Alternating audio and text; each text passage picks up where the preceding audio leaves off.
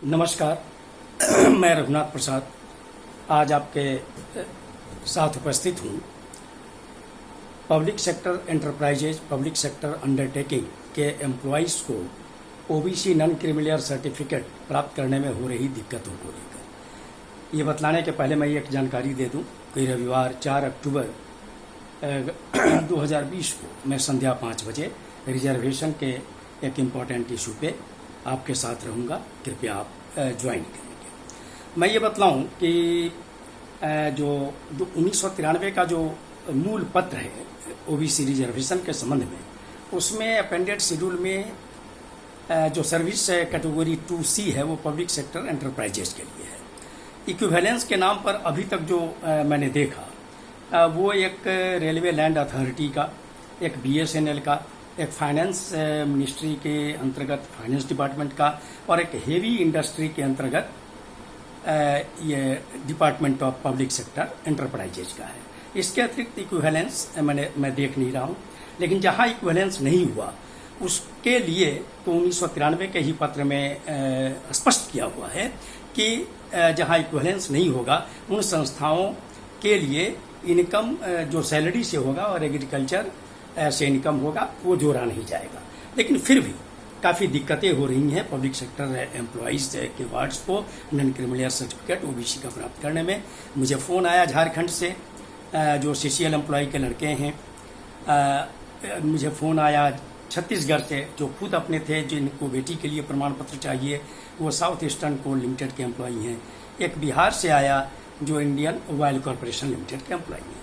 मैं इस संबंध में ये चर्चा करना चाहूँगा कि झारखंड सरकार ने एक पत्र निकाला है, कार्मिक प्रशासनिक सुधार एवं राजभाषा विभाग का पत्रांक है 6178 दिनांक 10/8/2018।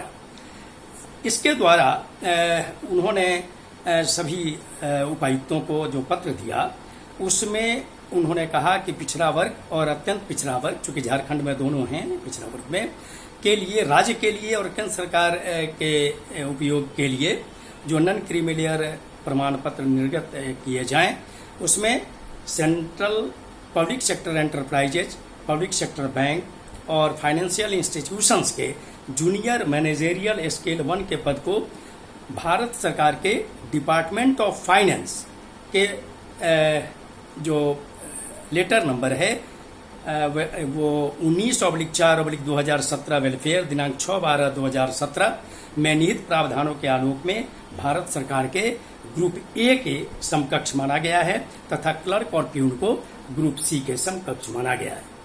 इस पत्र के अंतिम पारा में अंकित है कि personnel public grievance and pension ministry का ऑफिस मेमोरेंडम नंबर 3633/2/2018 स्थापना आरक्षण दिनांक 8/6/2018 की छाया प्रति रेफरेंस के लिए संलग्न की जा रही है।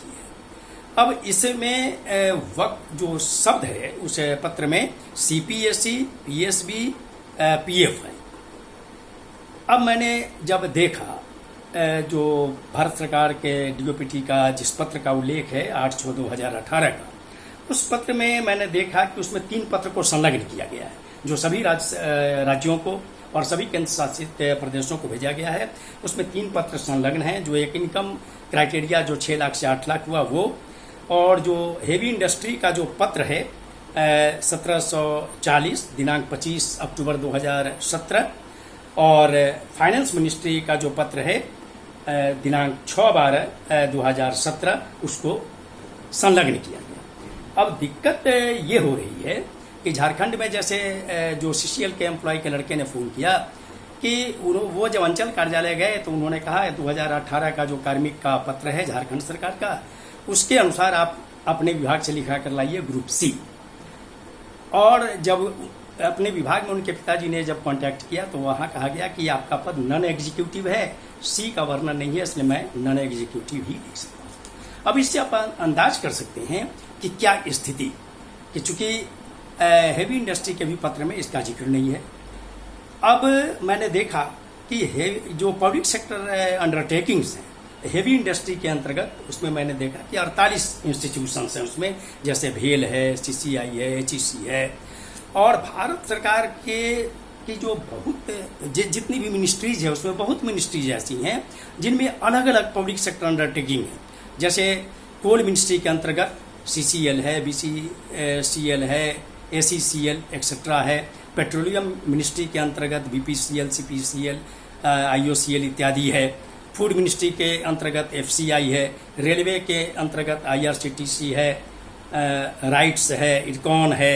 एयर इंडिया के अंतर्गत एयरपोर्ट अथॉरिटी। तो सैकड़ों पब्लिक सेक्टर एम्प्लॉयज के साथ यही कठिनाई हो रही होगी। मैं समझता हूं कि जो पिछड़ा वर्ग के जो अत्यंत पिछड़ा वर्ग के जो सांसद हैं, माननीय सांसद, माननीय विधायक, उन लोगों को पत्राचार करना चाहिए DOPT के स्तर पे और सोशल जस्टिस मिनिस्ट्री के स्तर पे कि निश्चित तौर पर एक डायरेक्शन सभी पब्लिक सेक्टर अंडरटेकिंग को जाना चाहिए। समय निर्धारित कर दिया जाना चाहिए, 1 महीना 2 महीना जो भी हो, लेकिन दें कि सभी पब्लिक सेक्टर अंडरटेकिंग अपने यहाँ जो उनके पद हैं, चाहे उनकी ग्रेडिंग जो हो, मैंने कोल इंडिया वगैरह का देखा कि वहाँ जो एग्जीक्यूटिव पद है बिलो बोर्ड लेवल वो E1 से लेकर E9 तक है। तो ऐसा और भी हो सकता है। तो उसमें एकदम स्पष्ट डायरेक्शन होना चाहिए कि ABC क्या ये कैटेगरी होगा और C कैटेगरी का भी स्पष्ट जिक्र रहना चाहिए। जैसे मान लीजिए कि हेवी इंडस्ट्री वाले पत्र में है कि मैनेजरियल पोस्ट है एग्जीक्यूटिव का बोर्ड लेवल और बिलो बोर्ड लेवल, वो माने जाएंगे क्रीमिलियर। तो उस पर यह स्पष्ट लिखा जाना चाहिए कि जो नॉन एग्जीक्यूटिव पद है वो नॉन क्रीमिलियर होंगे। फाइनेंस मिनिस्ट्री में यह दिया गया कि junior managerial scale 1 group A होगा, क्लर्क प्यून ग्रुप C होगा। तो क्या यह भी देखना है कि क्या सभी इंश्योरेंस कंपनियों में इसी तरह जूनियर माने स्केल 1, स्केल 2 वगैरह की व्यवस्था है? मेरा अनुरोध होगा कि पत्राचार करते हुए ये स्पष्ट कराया जाए कि या तो हेवी इंडस्ट्री को ही अगर आधार माना जाता है तो उस पत्र में एक अमेंडमेंट होना चाहिए कि नॉन एग्जीक्यूटिव वर्ड अवश्य जुड़ना चाहिए।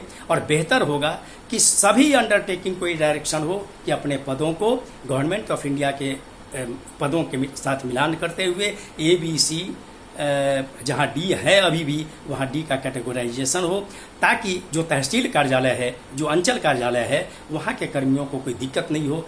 अन्यथा जो चूंकि कार्यालय जिस ढंग से काम करता है वे बहुत ज़्यादा, जैसे झारखंड में ही है कि अगर झारखंड के पत्र में फाइनेंस मिनिस्ट्री का जिक्र का वर्णन किया गया कि ये है, लेकिन हेवी मिनिस्ट्री के पत्र में जो लिखा हुआ है एग्जीक्यूटिव पद का वो उसमें जिक्र नहीं है। तो चूंकि नहीं रहने के कारण बनाने में ये सर्टिफिकेट बनाने में दिक्कत हो रही है और इस परिस्थिति में सारे एम्प्लॉयज पूरे देश में ये हो सकता है कि उनको कठिनाई हो रही हो। इसलिए मेरा अनुरोध होगा कि ये पत्र निर्गत होना चाहिए कि नॉन एग्जीक्यूटिव पद का कैटेगराइजेशन C के रूप में या D के रूप में है तो वो नॉन क्रीमिलियर होंगे, ये जिक्र हो। साथ ही यह जिक्र हो कि जो C अथवा D में आए नौकरी में और अगर 40 वर्ष की उम्र तक अगर वो ग्रुप A में प्रमोट हो जाते हैं तो भी वे नॉन क्रीमिलियर माने जाएंगे, ताकि किसी को इस प्रकार की कोई दिक्कत नहीं हो।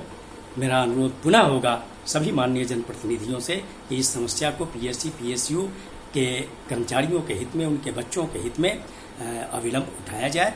ये वीडियो आपको अच्छा लगा हो तो निश्चित तौर पर इसे लाइक करेंगे, शेयर करेंगे, सब्सक्राइब करेंगे, बेल आइकन को टच करना नहीं भूलेंगे। आप सभी लोगों को बहुत बहुत धन्यवाद। जय हिंद।